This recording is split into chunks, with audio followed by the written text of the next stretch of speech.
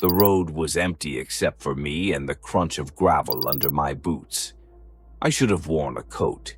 Stupid not to. It's December, for God's sake. But in the rush to get out of that place, out of that moment, I didn't think to grab anything warmer than a hoodie. Now every gust of wind sliced through me like razors. I walked with my hands shoved deep into my pockets, my breath puffing in tight white clouds. My boots kicked loose pebbles that tumbled off into the roadside ditch. A black ribbon of highway stretched behind and ahead. No lights, no houses, just the sound of winter breathing down my neck. I was freezing, sure, but that wasn't all of it. There was a chill in me the wind couldn't touch. It was the kind that came from guilt, the kind that sinks into your bones and stays there, like frost inside your chest. I didn't mean for any of it to happen, but that didn't matter now. A pair of headlights broke through the dark behind me, faint at first, then growing. I turned and raised my arm, thumb out, heart pounding. I didn't have many options. I just needed to get far, far away from there. The car, a rusty old truck, rolled to a stop beside me. Window down. The driver leaned over, squinting through the cold. He looked like he belonged out here. Thick flannel, heavy beard, tired eyes. "Need a ride?" he asked. "Yeah, if you don't mind," I said, trying not to sound too desperate. "Hop in." The inside of the truck smelled like leather and engine grease. I held my hands up to the heater vents, but the air coming out was barely warm. "Where you headed?" "West," I said. "Just west." He nodded slowly, like he knew exactly what that meant. "I'm Jim," he said. "You got a name?" "Chris." "Well, Chris, you look like you've been through hell." I didn't answer. I didn't know what to say. He didn't press. Just drove, the engine rumbling low, the tires humming on the road. We passed dark fields, distant fences, the occasional barn silhouetted against the night sky. "You live out this way?" he asked eventually. "Not anymore." That made him glance over. "Not anymore, huh?" "No." He paused. "You know, I heard about a fire tonight, out east, near the pines." I froze, didn't move, didn't breathe. Old house caught up pretty bad, flames visible for miles. I stared at the dashboard. "They say someone was in there." "Family, I think." I said nothing. Jim sighed, leaned back in his seat. "People don't just burst into flames. Somebody has to light the match." I almost asked him to pull over, but my legs wouldn't move. My mouth stayed shut. Eventually, Jim turned on the radio. A soft crackle, country music. I tuned it out. I drifted into a half-sleep, but sleep didn't bring peace. Just memories. It was supposed to be empty. That's what I told myself when I went out there. I'd watched the place for days. No cars, no lights, no mail in the box. Just a decaying farmhouse wrapped in overgrowth, the kind you'd swear had been abandoned years ago. It stood alone, boxed in by woods, with a crooked porch and a chimney that leaned like it was ready to fall. I told myself it was forgotten, unloved.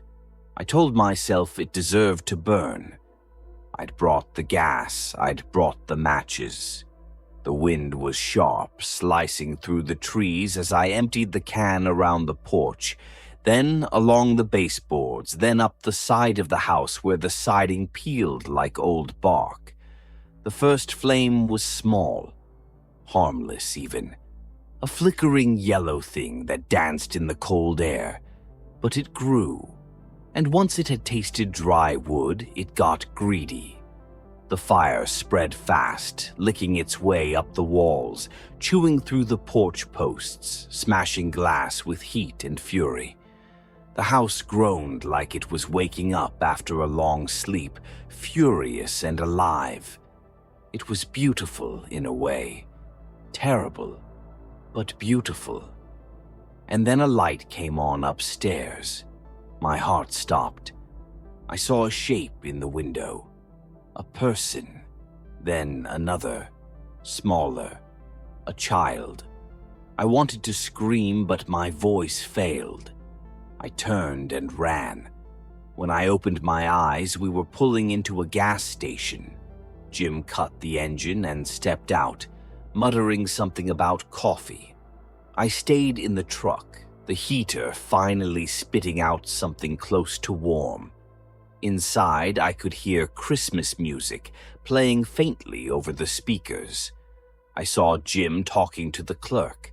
The guy behind the counter said something that made Jim stiffen a little. His eyes flicked toward the truck. I looked away. I couldn't stay. I had to keep moving. I opened the door and stepped out into the cold. "Hey," Jim shouted. "Where are you going?" "I'll walk from here," I said quickly. "That's stupid. We're miles from anywhere." "I'll be fine." "You sure?" "Yeah, thanks for the ride." I started walking. I made it about 10 feet before I felt the blow to the back of my head. I woke up gagged and tied in the back of the truck. My arms were behind my back, wrists dug into the metal frame of the seat. My head throbbed. The world was spinning. I could smell gas. Outside, Jim was pouring something around the base of the truck. He saw me watching. "Oh, good, you're awake," he said cheerfully. "I was worried I hit you too hard."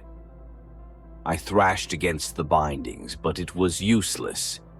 "You probably guessed it by now," he said. "That house you lit up? That was mine." My breath hitched. My wife and daughter were asleep upstairs. He walked up to the window, looked me dead in the eyes. "They died calling my name."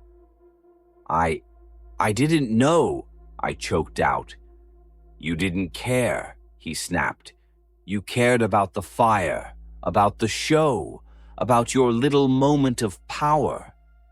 "I didn't mean to."